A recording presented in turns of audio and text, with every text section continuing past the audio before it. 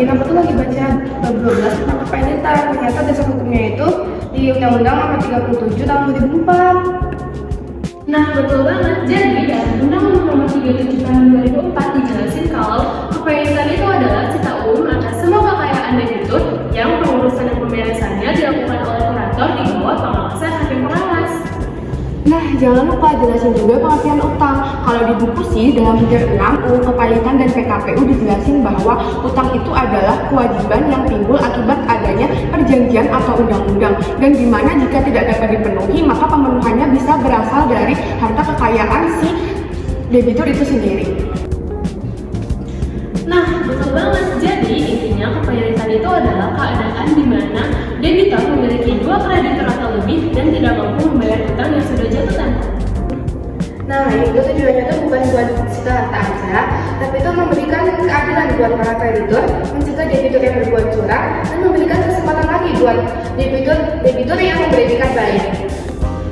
Oleh sebab itu, maka ada 4 asas penting dalam kepemilikan. Yang pertama ada asas keseimbangan.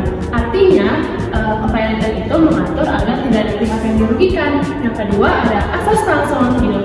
Artinya, kalau perusahaan masih punya peluang untuk bangkit, maka tidak harus langsung dipemilikan. Yang selanjutnya ada asas keadilan, di mana kreditur itu harus mendapatkan keadilan dan tidak boleh ada yang mengambil hak orang lain. Dan yang selanjutnya ada asas integrasi, di mana kepemilikan itu harus berdasarkan dengan aturan hukum yang lainnya. Nah, prosesnya itu dimulai dari adanya permohonan, di mana syaratnya ada 2 kreditur atau lebih dan ada 1 utang yang jatuh tempo.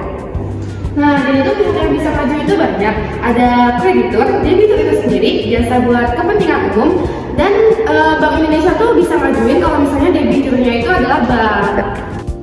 Alurnya itu cepat. Setelah didaftarkan ke pengadilan niaga, maka hakim akan menentukan maksimal 3 hari setelah proses pengajuan.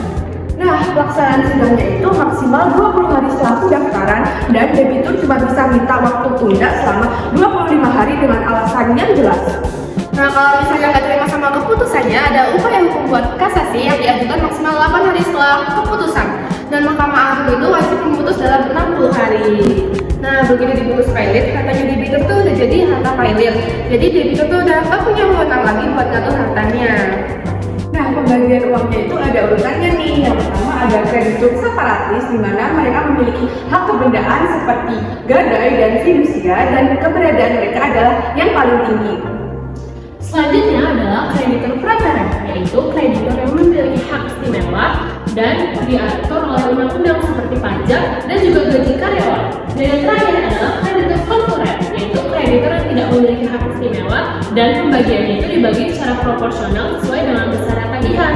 Nah, keputusannya itu diambil lewat rapat kreditur, di mana perjanjian perdamaian itu akan diterima apabila sudah disetujui lebih dari setengah jumlah kreditur konkuren yang hadir dan mewakili paling sedikit 2/3 dari seluruh jumlah piutang konkuren.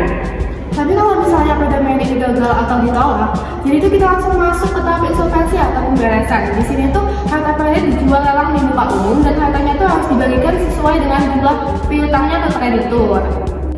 Ada juga cara lain, yaitu pencabutan atas anjuran hakim pengawas kalau ternyata harta kekayaan itu tidak cukup untuk membayar biaya kepemilikan itu sendiri. Contohnya itu ada waskita.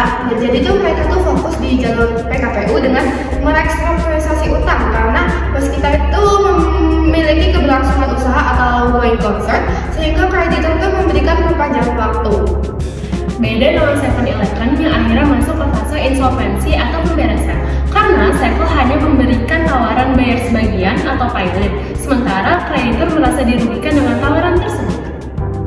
Intinya, hukum kepailitan adalah mekanisme untuk menyelesaikan masalah utang yang adil untuk semua pihak.